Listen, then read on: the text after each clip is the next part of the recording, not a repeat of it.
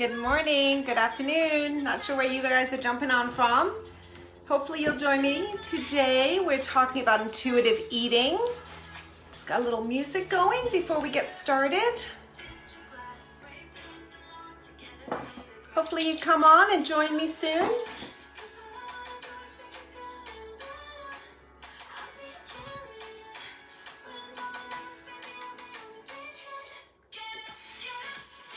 Good morning, Sharon. My fave. Hope you're doing great today. Thanks for jumping on. We're going to talk about intuitive eating this morning, so hopefully we'll have a few more people come on and join us. Hope you're having a great morning. What are you up to today? Anything? It's going to be gorgeous out there today, so are you going to get outside?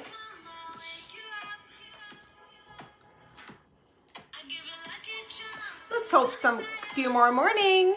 Hopefully a few more ladies jump on.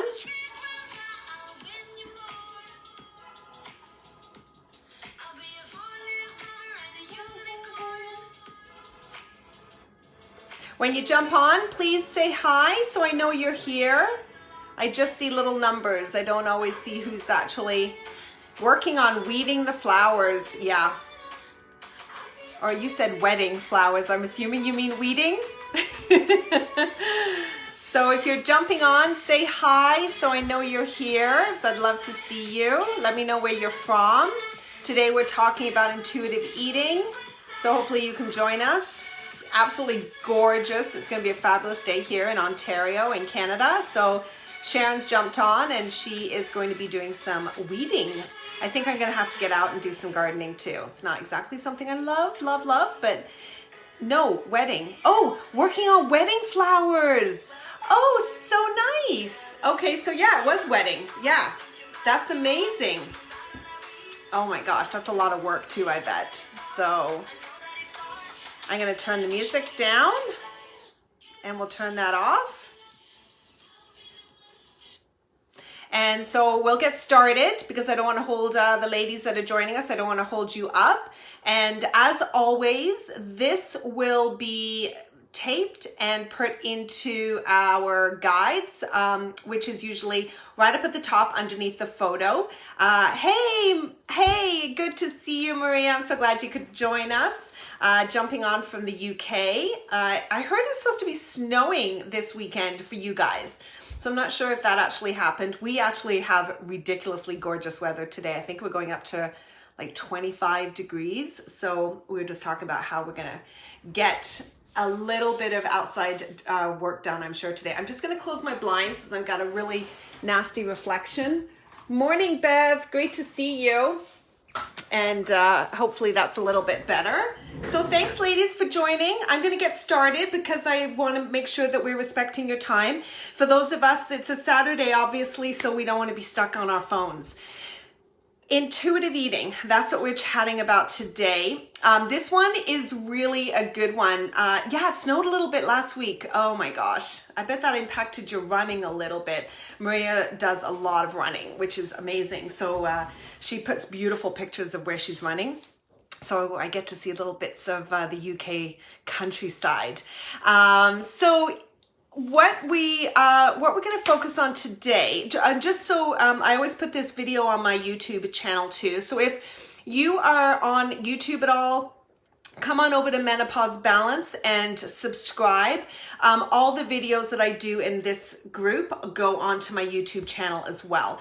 So that I always like to introduce myself for those of you who haven't sort of seen me yet or know who I am. My name is Sarah Dixon. I'm actually the administrator of this community, Naturally Navigating Menopause.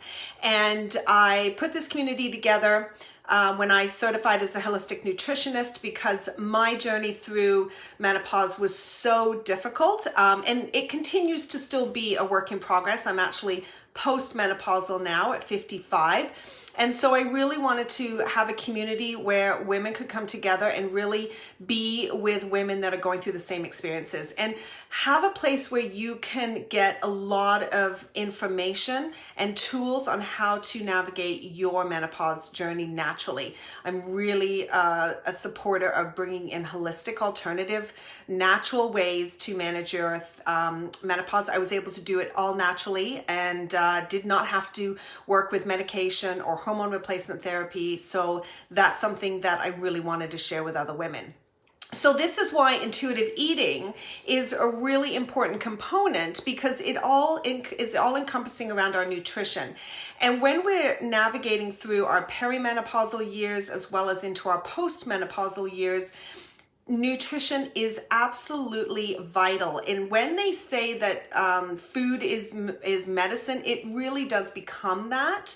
And so really, when you're looking at intuitive eating, it's about putting into your body what your body naturally is going to need, because we do have some deficiencies and nutritional gaps when we age. And so it's more about figuring out what your body needs and fueling it accordingly. So we're going to focus on 3 things today. One is, what exactly is intuitive eating?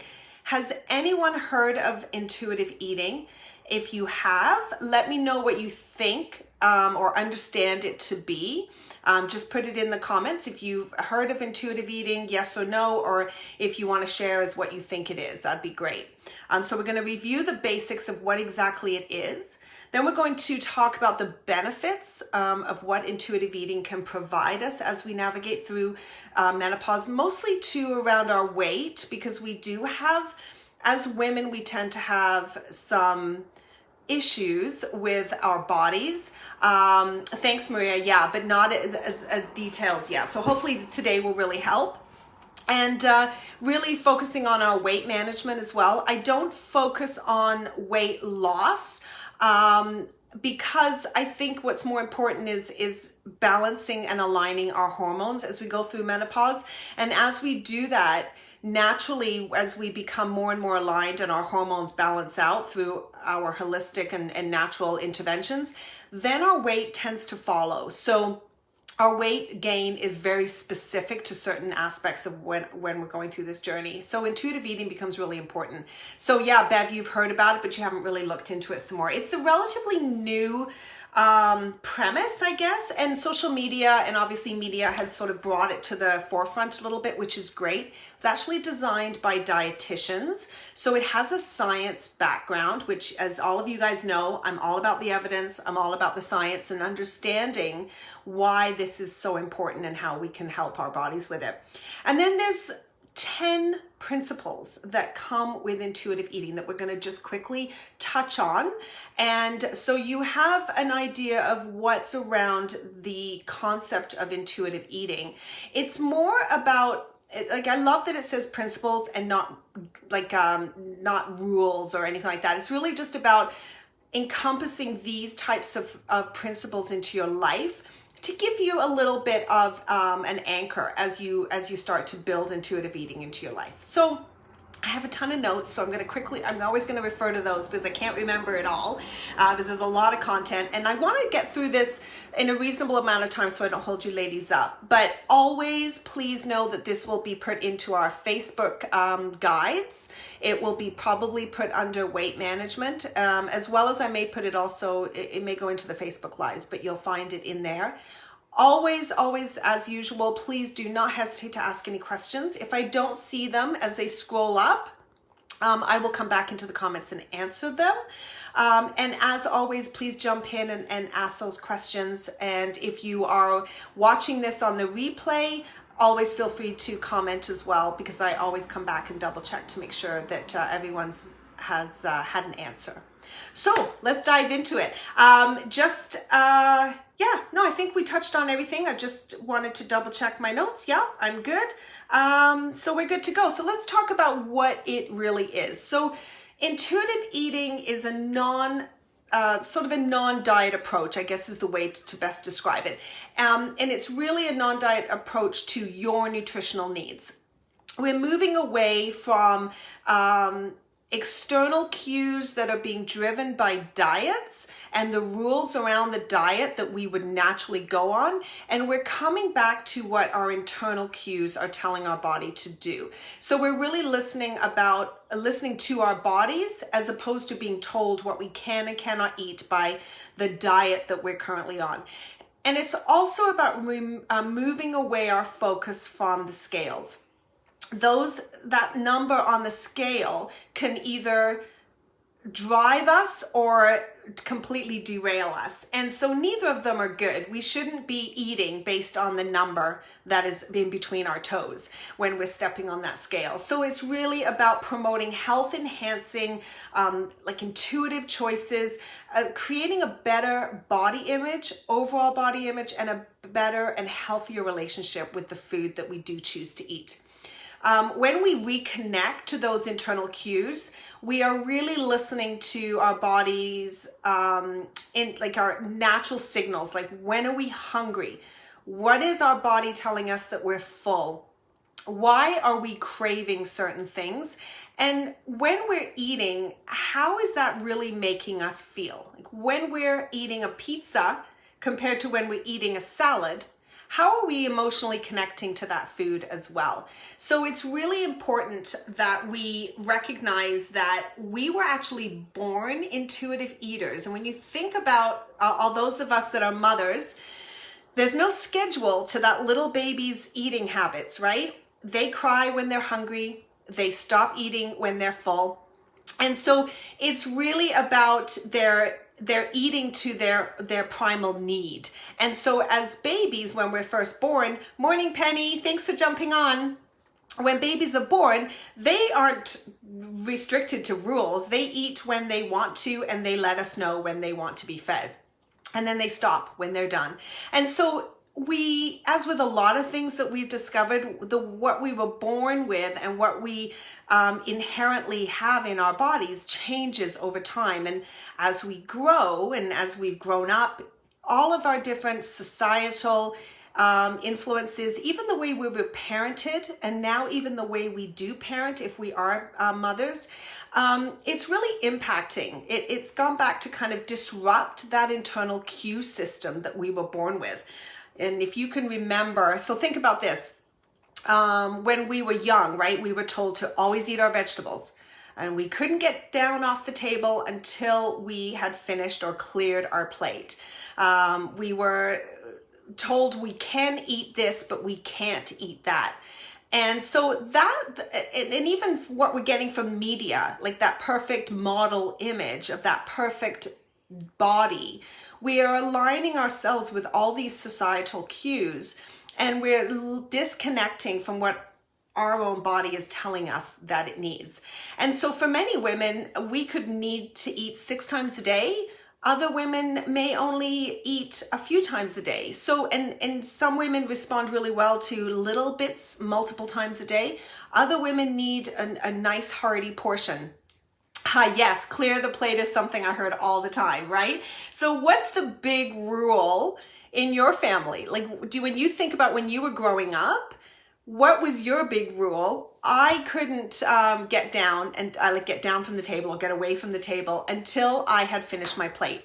Or I couldn't have dessert until my dinner was done. And so those were 2 things that forced me to eat a certain amount and eat certain types. And then even if probably I wasn't hungry, I got dessert, and it was sort of my reward for doing as I was told. So let me know if those sound familiar, and if that's like what sort of something that you had growing up that you had to listen to, or even as a mother now, and when you think about when your children were small, or if you still do have small children, what are some of the rules that you are putting into their lifestyle? Yeah, great. I'm trying to learn to trust my kids when they say they are full. It's not easy. They're 4 and 7. Absolutely. It really isn't. But you know what? That's awesome, Maria, because you are actually really trying to get them to maintain that intuitive eating through understanding what their bodies need. Yeah, no pudding until you've eaten your dinner, right, Allison? It's true. You can't have your pudding or you can't have your dessert until your plate's clear. And so we think about, well, probably our kids were full. If we had fed them the proper, classic mother, if two veg and meat and potatoes type of meal, they are probably full. And then we say, well, you get your dessert now. Well, we're going to eat it. So it just starts to disrupt our internal systems when we're driven by those external cues, and we're driven by the rules that we have passed down through the years as our parents and our grandparents and all of those have impacted what's the right way to eat, and then what's the right way to look. And so obviously, as we've come to realize, a lot of this disregard to our internal cues and our shifting to the rules or the external influence, it's leading to excessive dieting, it's leading to binge eating, it's leading to a lot of eating disorders. We have anorexia, we have women that are starving themselves, or then they're binge eating because they just can't control that intense hunger that comes with not eating enough. Of course, that then impacts our body image. And then emotionally, how are we feeling? If we eat something that we've told ourselves we're not allowed to, it comes with guilt, some shame. And so it's really moving away from the whole purpose of why we eat. We should enjoy our foods. We should relish the kind of food that we eat. We're nourishing our bodies. We shouldn't be obsessing over the food and saying, I can't eat that until I eat this, or I've eaten that, now I can't eat this. And it's a constant negotiation in your brain, punishing, rewarding, so clearly unhealthy. And so that's where we get this obsession with food, and we get this obsession with our eating and why we're getting these eating disorders. And it's really, so when we come back to intuitive eating, it's really about resetting and listening to what our body is needing, and really becoming in tune to how your body responds to the food that you eat. So tell me, what's one of the things that you, like for me, I would probably say that I'm very much about reward, punish. So if I eat something I shouldn't have, like last night, I had some ice cream, and immediately I berate myself, or I punish myself and say, okay, well then in my mind, I'm thinking tomorrow, then that's it. I'm like back to eating really, really clean again. And it's a real mindset where you have to shift it and say, I had a small bowl of ice cream. It's okay. And to start to give your body permission to enjoy the foods. So can you guys share with me sort of what is some of the negative talk or the negative impact that you've had when you interrupt your internal cues and you start listening to external rules? What are some of the things that you struggle with when you're trying to find a balance between what you eat and what you enjoy eating as well? Anybody have any thoughts that they want to share?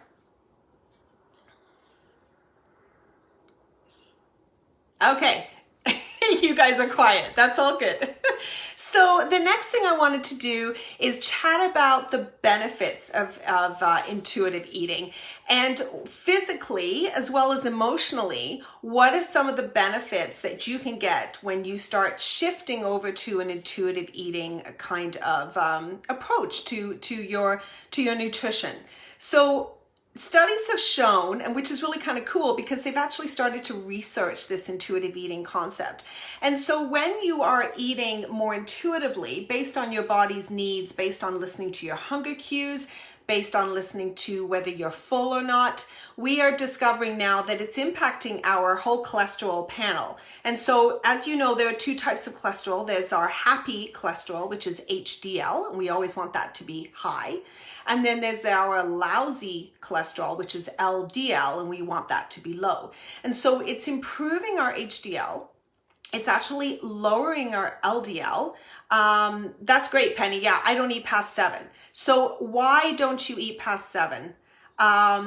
Give me the reasons why you're not eating past 7, and what drove you to decide not to eat past 7. So I'd be really interested to hear that. There's also obviously a lower rates of eating disorders because we are not being crippled by what we are allowed to eat, what we're not allowed to eat. We're not being driven by the societal expectations of what a perfect body looks like. We also improve our relationship with food. I have never had a great relationship with food, and I can't pinpoint why that is. I wasn't raised with an obsessive mother who focused on food. It was always very abundant in our home. It was always something that we had we were never punished or kept away from food. So I truly believe my impact on like my bad relationship with food has completely come from external cues. The need to diet, the need to have that perfect body. I bought into all of that, and that has definitely discouraged my food positivity for sure. So Penny's saying it's my downtime. It's when I watch TV, so I'm not moving to wear it off. Plus I don't sleep well with a full stomach. Amazing. That's exactly, I love that you can give me the reason. It's not just, well, I read somewhere that you're not supposed to eat past 7. So it's listening to your body. You don't eat as well when you, you don't sleep as well when you have that full stomach. It's your downtime, and you recognize that your movement is not as active that time. So that's really about connecting to why you do what you do when it comes to food. The other thing that is really positive is it improves your self-esteem. You're not constantly ridiculing yourself. You're not living in a place of guilt or shame if you eat something you shouldn't, or you overindulge in something that you've really enjoyed and then berate yourself after because you shouldn't have done that. So your self-esteem is impacted positively. And you know what? You're right, Maria. It is so much healthier. And that's why I think it's such a great name. It's intuitive eating, because we're really eating more about our own needs than it is about what we should or shouldn't be doing. We have a better body image, and we feel better physically. Imagine when you're constantly in a state of restriction. You're hungry, you feel deprived, so you feel far more satisfied when you can have a lovely meal and you've chosen it healthy, you've made good nutritious choices, and so you just feel good, you feel satisfied, you feel like you've eaten something that's not only tasted great, that you enjoyed, but is now going to be a great nutritional source for your body. It also gives you better coping skills around food. I have always struggled with going to parties. I've been terrified of going near the food or the buffet table, because I figure if I go near that, you know what?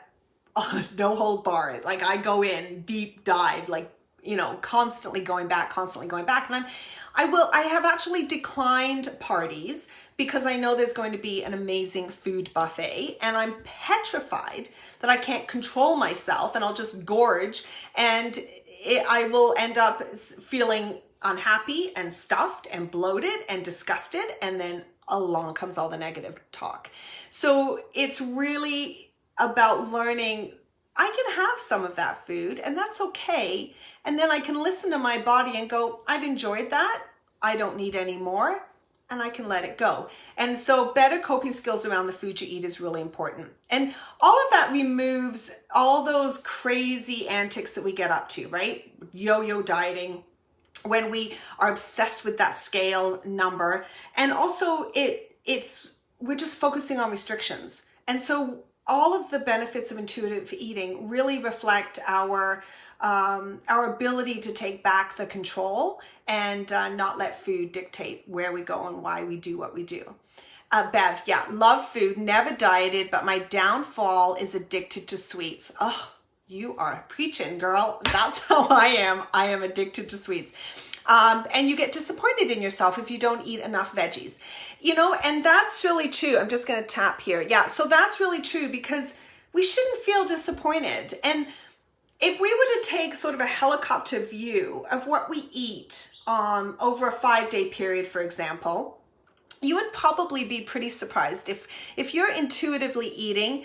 you'll probably be surprised that maybe one day I ate a lot of fruit and veg, and then the next day I maybe had more pasta and less vegetables. And then the day after that, oh, I had lots more vegetables, not as much fruit.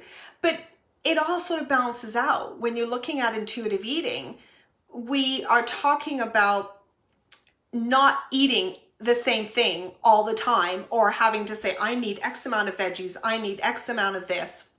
It's militant, and it's very, very restrictive, and then it just leads to failure because we're human. We cannot sustain that kind of regimented eating. Our lives are busy, whether we have young children, older children, whether we are busy working, even just in this environment that we've been living in the last, almost 18 months now. It impacts how we are navigating through our day. And so the last thing we need is now to think constantly about, oh, I ate then, I can't eat now, or I've eaten that and I didn't eat enough of it. It's exhausting mentally, and we don't need that. It adds to our stress, and that leads to a whole other issue that we have as we navigate through menopause. And the sweet tooth for sure. And this is what it's teaching us, is we can go ahead and have that sweetness. We just need to know when enough is enough. And that's when we come back to understanding when we should not continue to eat something that's either going to make us feel uncomfortable or we are going to just be too much. And if you do, then you just let it go, because you don't do that all the time. It's about moderation. And I'm pretty confident, Bev, that you're not eating sweets 3 times to 6 times a day in large quantities. So it's really about understanding your moderation. Allison, you're saying, I don't very often feel hungry, so I don't bother with lunch, but everyone says it's not healthy to skip meals. Look at that, eh? External cues. You sound like you're listening to your body and you're saying, lunch just doesn't do it for me. Maybe you eat a really lovely, healthy, fiber-filled or quality nutritious breakfast. Maybe you're eating that in the middle of the morning. And so you can easily journey through lunch without having anything. And the only caveat to that is that if we do go too long without eating, we need to check in with ourselves and say, okay, am I ignoring my hunger?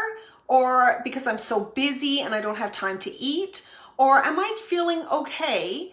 Because you want to take a look at your energy levels. You want to take a look at, are you maybe snacking on small things, or are you drinking a lot of coffee that would be hiding that hunger? So it's about looking at all the corners of your approach to eating and saying, okay, am I ignoring something, or am I looking at, really looking into my body and saying, okay, I don't feel this and I'm okay to eat.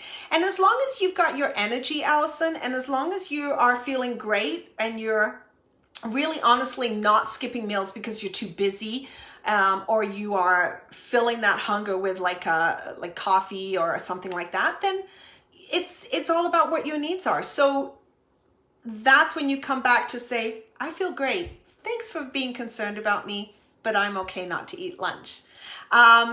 I always need something sweet in my cup. Oh, so do I. And so you know why? I don't drink a lot of the coffee anymore. I used to drink a lot of coffee. Actually, I can't drink it as much because it triggers hot flashes for me. So I actually put in some sweetener. That's something I'm going to be doing soon too, is a sweetener, like an alternative sweetener and a sugar Facebook Live. So I will use a more natural sweetener like honey or maple syrup, because it has a lower glycemic index and doesn't make my insulin spike. And then I'll use a coffee alternative with a nut milk and kind of make myself a nut milk latte. But yeah, I've had to cut down on that kind of fluids because I put too much sugar, put way too much sugar.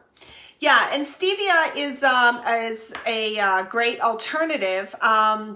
the challenge, and I'll get into it more when I do a sugar one. The challenge with sweeteners is that it fools your body into wanting some more sweetener. So it triggers this satisfaction, and then it keeps that need for sugar perpetuating. And so that's why even like artificial sweeteners can still fool the brain and make you feel as though you are getting that sugar fix, but you're getting it without all the high spikes of insulin, but you're still driving that need for the sweetness. And so that's the biggest challenge with the sweetener, but we'll go into that one in another, because it's an amazing topic when we talk about sweeteners. Hi from lovely Africa Day in Gauteng. I hope I pronounced that right. Hi Nadia, thank you so much for jumping in. Lovely to see you. Honey and coffee, not my preference. I like honey and tea, but if you like honey and coffee, absolutely. But I do like maple syrup more.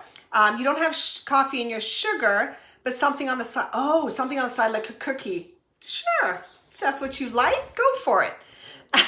Bev, damn, that's my problem. Yeah, that could be an interesting one for you to watch, Bev. The artificial sweeteners are a little bit of a bait and switch. They make you feel like you're doing a good thing, but they're actually continuing to perpetuate that need for something sweet. Okay, ladies, so I wanted to move on to the 10 principles of the intuitive eating. And so if anyone has any questions, don't hesitate to jump on and ask. I'm just going to change my notes here so I can stay on track. So very quickly, how are we doing for time? So I just want to make sure that we're not holding you guys up. So the 10 principles, these are again guides. They are not set in stone. You don't have to do every single one. They're really just things for you to think about and recognize as you consider implementing intuitive eating, or at least become more aware of what you're eating and why. So the first thing, as I'm sure is no surprise, is we need to reject the diet mentality. They are innately flawed. Diets are flawed. And if you really were to take a look at all the diets that are out there, oh my gosh, name some diets that you have tried. What have you tried with a diet? And tell me if you succeeded or failed. And when I say succeeded, you lost the weight and you kept the weight off. And so what are some of the diets out there that you ladies have tried? I'm thinking of Atkins. Ketogenic is a really big one. What else is there? There's the paleo. There's so many, right? And I think that is a testament in of itself, is that there are so many. It's because when it comes to weight loss studies, 60% of people that go on diets will gain the weight they lost back, and in some cases will gain even more than what they originally lost. In fact, I think up to 2/3 of women, people, within that year of losing it, will gain back more than what they actually physically lost. And so if you think about what that looks like, it's a setup for failure. And none of the weight loss studies actually do go beyond 1 year. I think the most of them are actually even less than 6 months. So it'd be very hard pressed to find a weight loss study over a significant, like even 5 years. If you were to lose weight and lose it for 5 years, lose it and keep it off for 5 years, that's a very successful diet. And there's not many of those around. And yeah, never believed in diet. What about blood sugar levels missing a meal? That is completely how your body navigates that, Sharon. So, we have we have to eat to keep up our blood sugars. It's really just about stabilizing your blood glucose levels, and that can easily be done by eating the right nutrition at each place that you eat. At each meal that you choose, even just adding in fiber, adding in protein, good sources of nutrition will help to stabilize that blood sugar level well into your next time that you're eating. It's only when we eat quick, weak nutritional value, like a processed food, convenience foods, if we're not balancing that nutrition into our bodies, that's when we'll crash. And that's when we want to have that, like we'll hit that 3 o'clock crash because we haven't eaten efficiently when we're supposed to, or else just even physically, genetically, you may need to eat more often because you do find a fluctuation in your blood glucose levels. So there's a lot of variability, and it goes back to removing the rules. You need to eat 3 meals a day, or you need to eat 6 times a day. It's just really difficult to blanket an eating regimen with the hundreds of millions of people whose metabolism and whose stage in life and whose genetic blueprint are so different. We have guides, sure. Like I always recommend that women eat at least 3 hours apart if you're hungry, right? So don't go longer than 3 hours if you're hungry. If you're not and you felt good and you can get by with an apple or something else, then do that. You don't have to have a large meal each time, right? Allison usually have overnight oats with blueberries for breakfast. And there you go. See, and you put in 2 important things there, your oats and your blueberries. So you've got great fiber there, which is going to sustain you. I would love though for you to check in throughout the day, because what's tea time for you? Is it late? Is it like, what time would you normally eat breakfast, Allison? Like when would you eat those oats and when would you have your tea? Because it could be 6 to 8 hours. And that's where I would really encourage you to check in with yourself and go, have I just really lowered my metabolism so it's not active, and that's why it's not triggering me to eat? And so, or are you drinking anything like a latte or anything that could be hiding that hunger pangs? So that would be that guide back to intuitive eating, is really listening to your body, because you don't necessarily have to eat so many times a day, but as long as when tea time comes, you're not eating an enormous amount of food that's pushing you through your fullness capacity, and it also hopefully doesn't mean that you're snacking in the evening, right? So yeah, so again with Maria, it depends what I eat, so this makes sense, right? Exactly. When it makes sense, and as long as you're checking in with your body and you're not ignoring the signals that it's giving you, then that's intuitive eating, and that's what you need to do. And as long as you're happy with your weight and you're feeling great within your energy, then obviously that works for you. I am really good. I don't do well eating large meals. It does not work for me. I'm much better at eating smaller meals. And in fact, I even set alarms for myself to check in to say, okay, it's been a couple of hours. How are you feeling? Do you want to take a break? How's your energy? Do you need to eat? And if I feel good, I'm like, okay, I'm just going to ignore the alarm and I keep going. And that's sort of how I stay on track in my day. And that's how you can sort of, as long as you're checking in and you're making sure you're meeting your body's needs. Nadia is saying, I find that when I eat my cereal in the morning, within an hour and a half, I am needing to eat again. I am not eating correctly. Now, it depends on your cereal. If it's a boxed cereal that you get at the grocery store, the nutritional level is probably lacking, and you might want to switch out and get something like oats or granola, something that has more density, more fiber, something that can keep your energy going longer. If it's take a look at the sugar. If you have a lot of sugar, then that's probably giving you that quick energy boost, and then you slump within an hour and a half. If the cereal is reasonable, add in some berries for some fiber. Add in a little bit of fat, like maybe throw in some flax seeds or some hemp seeds over top of your cereal to add in some fat, because the fat will keep you fuller longer as well. Even when I eat oats. Okay, so you know what? You just may be somebody who needs to eat a little bit more often, and just make sure that when you're making those choices that you are, especially if you're trying to watch your weight, that you make more nutritious choices so that you can try and maintain your weight as well. So it's a bit of a balance, right? You don't want to be constantly eating because you feel hungry, because then your weight might creep up. If your weight is doing well, then you're great. So it's just about taking that time to connect with your body, finding out what it needs and giving it what it needs. So it's about honoring your hunger. That's the second principle, learning to feed your body sufficiently. And it comes back to how many of you are ignoring your hunger, right? So Nadia, okay, then maybe by adding is what I should do. My menopause waist is scaring me.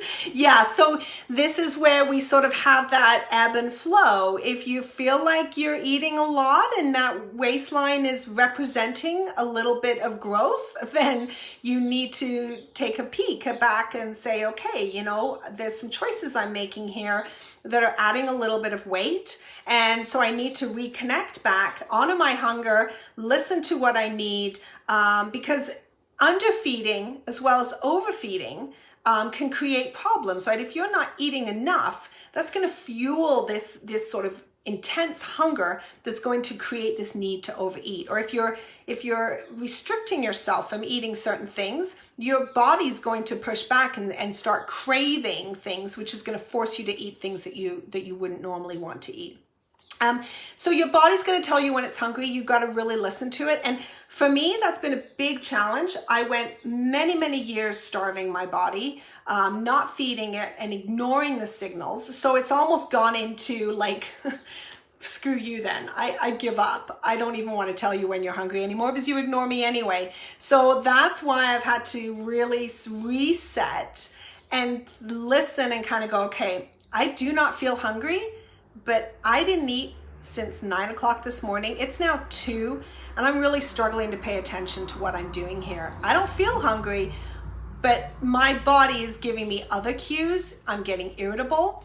I'm getting, fidgety. I'm getting tired. So that stomach is not grumbling, or I'm not feeling hungry, but I know the other cues. So it's really about really tuning into what are the cues your body's telling you as to why you need some fuel. And that's what is about honoring your hunger. So yeah, don't ignore it. And that's going to start to help build some intuitive eating skills. Hi, Jane. Thanks so much. Great to see you. It's so lovely to see you. Yeah, so good to see you too. Well, your name. Allison, I'm conflicted though, because I would really like to lose about 1 stone, but even eating less, it won't shift. Should I be eating more often if I'm not hungry? Okay, so you know what, Allison? You have the perfect scenario as to why you're struggling to lose weight, because you are conflicted between your inner cues and your external cues. And so you're being driven by this concept that, and please correct me if I'm wrong, but it's such a, like, I have completely been in that same position as you, Allison, where I'm being directed by, you need to lower your calories. In order to lose weight, you need to restrict your eating. And so you need to eat this much in calories. And that just brings up a whole other level of constant agonizing frustration, because you're now having to watch the calories you eat. How many calories are you eating? And you start to like literally monitor everything that goes into your mouth, which is absolutely exhausting. And so we start to eat less and less. And then our body starts to basically shut down its triggers because we're ignoring it. And we just get so hyper-focused and disciplined. And so we don't eat. And so we're like, okay, great. I didn't eat much yesterday. I should start to lose weight. And especially in our menopausal years, what used to work for us in our 20s, it is not working for us now. We cannot restrict. We need to fuel, because our body needs those nutrients in order to continue to work effectively. And so what I would love to see you do, Allison, is really get connected as to the timing that you eat and to what your body is telling you when you don't eat. So what is I guess the biggest question you need to ask yourselves is, what is typically your trigger to eat? Is it the time of day? Is it habit? Is it signals that your body is giving you? Does your stomach rumble? Whatever that is, and if that was like 20 minutes after you've eaten a meal, it's safe to say that you need, it's a mindset thing, I'm still hungry. Maybe you need to drink a glass of water and just to try and fill that little hole that's still there. But it's really just about coming back to what is your body telling you, and you do need to try and get into a little bit more regularity so that you can start to fuel your body better. And exercise if you can. Yeah, that's one of the principles too, Nadia. So make peace with your food.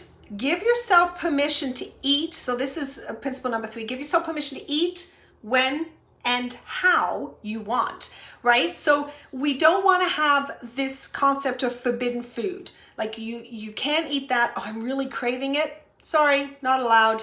It's bad for you. So overeating or like what it's doing is it's creating an overeating mentality, right? Because if you don't eat something that's forbidden and then you get it in front of you, you're just going to, oh my gosh, I'm allowed to eat this because I didn't eat much yesterday or I've been on my diet. You overeat and then you could become guilt-ridden because, oh, I ate too much of it. I shouldn't have eaten it. What are some of the things that you don't allow your body to, like you just don't allow yourself to eat? Like what is your forbidden food that you never allow yourself to have? If you do, share it with me and let me know. Jane, I've always been slim until middle age and going through divorce and stress and menopause. Yeah. What a combination to create weight gain, for sure. And those are absolutely, when you're dealing with your stress and you're dealing with all those types of things, it's going to be a far more difficult journey for all of us because stress is in all of our lives, whatever that manifests for us, as well as menopause. So it can be far more difficult to navigate. Nadia, yours are signals, but sometimes stress. And when stressed, 2 eggs, etc. Yeah, that is an incredible awareness. And that's what comes back to your intuitive eating is you recognize when you're stressed, you stress eat. And so that's when you come back to your coping mechanisms, right? And you start to focus on what you should be doing instead. Cheese. Yeah, I love cheese. Oh, Bev, you know what? You're a freak of nature. That's all I have to say about you. She can eat anything and everything. She's so lucky. And in moderation. Good point. Good catch. Okay, fair enough. Always in moderation. Absolutely. And if we do that, then we get to enjoy it, right? So I'm glad that you ladies are seeing that benefit. Okay, so number 4, we need to challenge our internal food police. So these are the negative thoughts that come when you're eating something that you don't think you should eat. It's about making peace with your food. All food is wonderful. Some not so good in large moderation. Others, we want to eat as much as we can. So it's not about, oh, you are so good. You were so good today. And you get to get that, good reward day because you've eaten so well today, or you were really bad today. You ate food you shouldn't have, and you are really bad. Yeah, I have my own personal police. Penny, my friend, she gives me shit when I eat too much chocolate. So she's an external cue that tells me when I shouldn't eat too much chocolate. Chocolate is my nemesis, no question. So it's about moderation, but because I restrict myself from eating it so much that when I get a hold of it, I'm gone. It's like down the chocolate rabbit hole, never to be seen again. So number 5, discover your satisfaction satisfaction factor. So this is about really respecting your fullness, feeling satisfied, not stuffed. And so when you have those fullness feelings that come up when you're eating, it's about being aware and not shoving through that. It's about not ignoring it, but going, okay, you know what? I'm not stuffed, but I'm satisfied, and it's okay to stop here. This is where your mindfulness skills really do come into play. And Nadia, like you had said, when you're stressed and you kind of, oh, I'll have another egg, or I'll do whatever, then you kind of have to go, why do I want another egg? Or I've eaten enough. Why am I continuing to eat? And so that could be a trigger for you. So it's something for you that you're aware of, which is great. Cheat day. Oh my gosh. Yeah. So that in of itself, Maria, like I'm sure you know, there's so many it's a big debatable subject. Should you have a cheat day or shouldn't you when you're doing diets? And so it really comes back to who you are as a person. Can you do a cheat day and walk away, or does that just trigger that whole derailment? So it really depends. But if you're not dieting, if you're not restricting yourself, you don't need a cheat day, because you get to pretty much eat how you would like to eat in an appropriate type of moderation, and it's meeting your needs, right? And that's what's important. Principle number 6, you need to feel the fullness, like you sit in that space of feeling full. We tend to eat really quickly. We get full really fast. It's about taking a look at what you've eaten, sitting for a minute. They say 20 to 30 minutes post-meal. You should feel that fullness and then recognize it and respect it. Your stomach is probably the size of your fist. Now, that's variable because everybody has different size of hands, but on average, it's about 12 inches long and about 6 inches wide. And we all know that that stomach is flexible and it will expand. So as we eat, it accommodates the consumption of that food, and then it starts to restrict.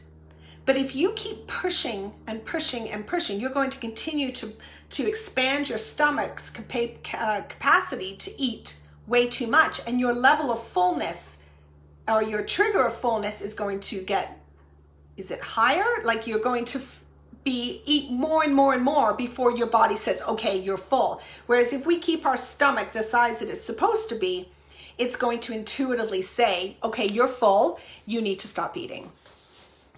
I have big hands. Jane, you crack me up. Then you need to be really careful. So number 7, you need to cope with the emotions around food. Like, why are we eating, right? Are we eating because we're lonely? Are we eating because we're bored? Are we eating because we just want something comfort? You know how the old, the comfort food that we eat, like fried chicken or whatever that comfort food is for you, are you eating it just to sort of fill that emotional need? So food can definitely be a coping mechanism. So we really need to manage the emotions around food. And this can go back to our childhood, right? Like when you eat what you're supposed to eat, you get rewarded with your dessert. And so for me, dessert has always been a reward because I restrict it all the time. I have a sweet tooth as well, and so I really try hard to stay away from it, but I've just learned that when I do come near it, I lose control, and then I overeat and overindulge, and then I pay for it because I feel awful physically as well as emotionally, and it's not worth it. So that comes to principle 8, respect your body. And this is about accepting your genetic blueprint. How are you built? We're all different. Our body diversity makes up our uniqueness. And this is where that external factor of what a perfect body should look like has really disrupted our own image of what we should look like. And so when we look in the mirror and we don't see what's supposed to be there, we can really disrespect our body by not eating properly, by overstressing in our lives, by not sleeping properly. It can really just sort of give a, I don't care anymore. My body's not what it's supposed to be, or not supposed to, or doesn't look like it's supposed to, so why should I even try? So when you are respecting your body and you're eating intuitively, you're going to feel good. You're going to emotionally feel good. You're going to sleep well. And you're going to put your clothes on because you're at a size that's comfortable for you, and you're going to wear clothing that fits and feels great. You're not having to fight in a size that you feel you should be in, or you ridicule yourself because you're in a size that you don't think you should be in. It's about accepting where you're at and making those changes that are intuitively best for you. So it's really about being like a really good steward for your body, I guess it is. And we all know the old adage, right? Your body is, what is it? Your body is your temple. So it's just about like what is it that you guys look at when you think your body is in its, when you're happy with where you're at? Like what does that, how do you measure that? Is it you can fit into those small jeans that are stuck in the back of your closet? Is it just sleeping well and feeling great? Like, what is it that you measure that perfect body image for you? Jane, everyone tells me I have big bones and I can't be super skinny, and I'm 5'7", but you were a size 10 and now you're a size 14. And I think that really raises a good point. It's just big boned, small boned. It's who you are. You know, we're being defined by the width of our shoulders or the size of our pants. And I think that is where we really need to start to reconcile within ourselves, that as long as I feel good, as long as I am healthy, as long as I'm doing everything right, the number that shows up between my toes on the scale or the number that's on the back of the tag in the pants is irrelevant, because we all know that the fashion industry skews those numbers ridiculously. You can try a size 14 on in one location and they are miles too big, and then you try a size 14 on in another location and you can't get the zipper up. And so that really messes with our perspective of what our bodies should look like. And Maria, I think you've hit the nail on the head. It's feeling good in your skin, right? Like, do you feel good? Like, are your clothes fitting comfortably in the size, whatever the sizes are, it's irrelevant. And feeling good is most important, 100%. And I'm really glad to see you ladies are saying that. Sharon's saying, if I can move faster, feel better, and have more energy when I'm less weight, right?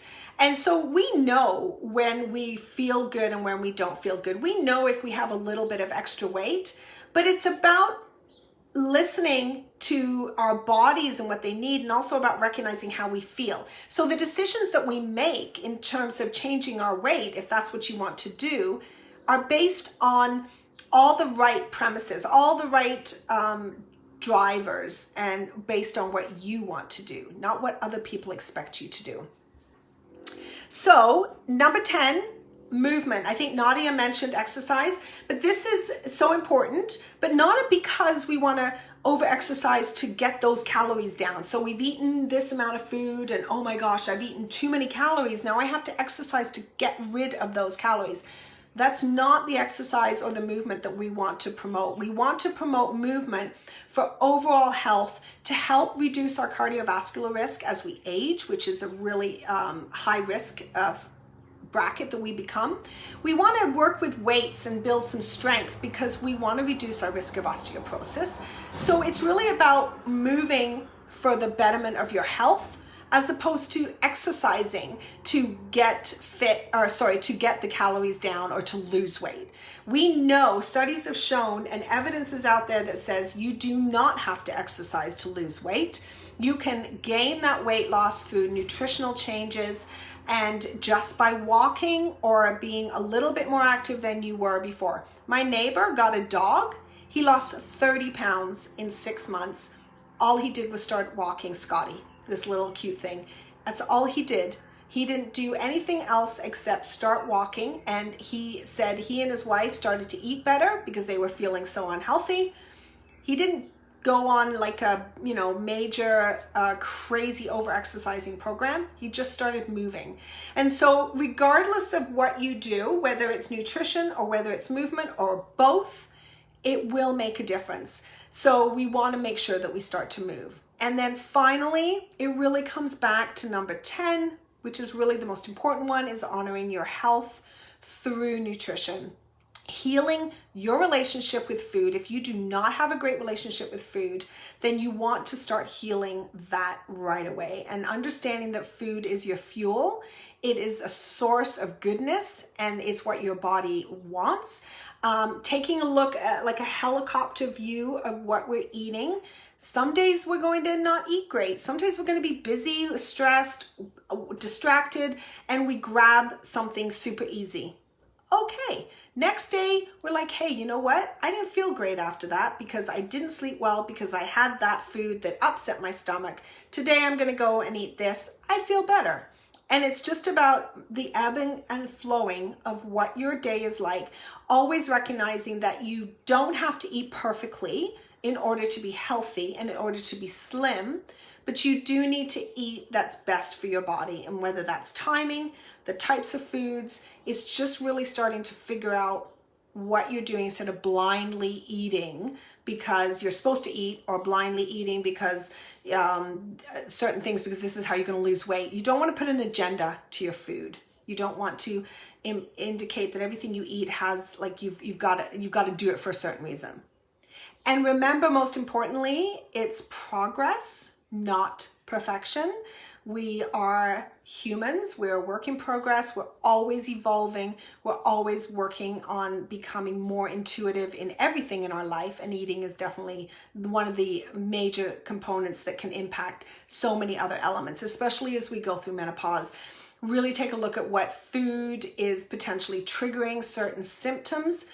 What can you add in, what can you take away that's going to help support the reduction or the intensity and frequency of some of the symptoms you experience. Nadia says, I never buy a size bigger. The minute I feel I'm getting bigger, I cut out bread and sugar. I haven't accepted completely that I have changed body-wise due to age. And I think that's amazing. There's nothing I get more frustrated with when I hear women say, well, you know, we're of a certain age now, we just have to accept it and just let it go. And if you want to, you know, that's your choice. If you're comfortable in your skin, regardless of what that looks like, that's amazing. Then you are comfortable in your skin. But if you're not, then like Nadia says, you know, small changes, you know, I don't feel good, or I haven't been sleeping well, or my symptoms with menopause are worsened because I've had this, that, and the other. I spoke to a woman recently, one of my clients, and she was saying, Sarah, my hot flashes got so much better. We were doing so well. And now the last week, they have just come back. And I immediately said, okay, Sue, what have you been eating? And so she told me, and I said, okay, what about wine? And she's like, oh yeah, I had a couple of glasses of wine. Well, you told me you had a major project that was going to be due. How did that go? And she's like, oh my gosh, it was so stressful. And I said, well, then take a look, step back. What does your last week look like? It's been crazy. You've been eating some of the things that you weren't eating before. You've had a couple of extra glasses of wine, which is fine. But if it's triggering issues, then you need to be aware of that. And she was just like, oh my gosh, you just get so used to doing these things and not connecting the dots that when you find that you're not feeling great again, then you got to take a look at what could be triggering that. Yeah, I've just had a second COVID injection, so maybe due to that. Absolutely. You know what? We will have some reactions depending on you individually, whether or not you will react to the vaccine. And so you definitely have to keep that in mind. If when you go to get your vaccine, if that's what you choose to do, then you go with the awareness that you might have some reactions to it. You have fibromyalgia, Nadia. Yeah, so exercise is important. I didn't have to, I wouldn't. And I walk in some ways. That's great. That's great. And it's all about your capacity. You know what? Exercising is not fun. Exercising can be a challenge. That's why we move away from what we're told that we have to exercise and we do what we want to do. And if we can add in some exercising that is beneficial, then that's amazing. And if you enjoy it, that's fantastic. Otherwise, do what works for you. Any kind of movement is great. I don't even care if you dance in the kitchen. You know, whatever it is that gets your body pumping, it's always great. We're meant to move. We get stiff, we get crickety, there's more joint aches and pains. So if we're moving around, it's so much better. So thanks, ladies. I think that's really it that I wanted to talk about. I'm always here for any questions or concerns that you have. Please don't hesitate to reach out. Jane's now getting my recumbent bike sorted. I have no choice. I've got to get to the city center next Tuesday. So yeah, you've got things you need to get done. And so yeah, if you can walk or to the city center or take your bike, or you get off at the bus stop a little bit earlier and walk the rest of the way, all sorts of things that you can do. It's just about thinking in terms of what you can change in your day that can add a little bit more enjoyment and a little less stress, it's always a good thing. I could do workouts all day. Oh, okay, Maria. Yeah, Maria runs, and so she loves that. But nutrition, yeah, that's your challenge, without question. And so I think you need to balance that, right? And not get yourself into that that corner where it's like, I'm bad for this or I'm good for that. We want to recognize that it's a work in progress. So thank you all so much. I really appreciate your time today. Loved seeing you all, and absolutely reach out. And if I missed any questions, I will go through the comments, but hopefully that was very helpful. I'm going to actually add in an intuitive eating component into my Cracking the Menopause Code program, because I think it's a really important element. I've got like a hormone balancing nutritional module in that program, and I think this intuitive eating is going to be a really nice addition to it, because I think that it's an area that we need to focus more on. So keep me posted on how you guys do if you start to implement some intuitive eating into your day and into your lifestyle. I'd love to hear how well that's going. Take care, everyone. Enjoy the rest of your Saturday. Bye.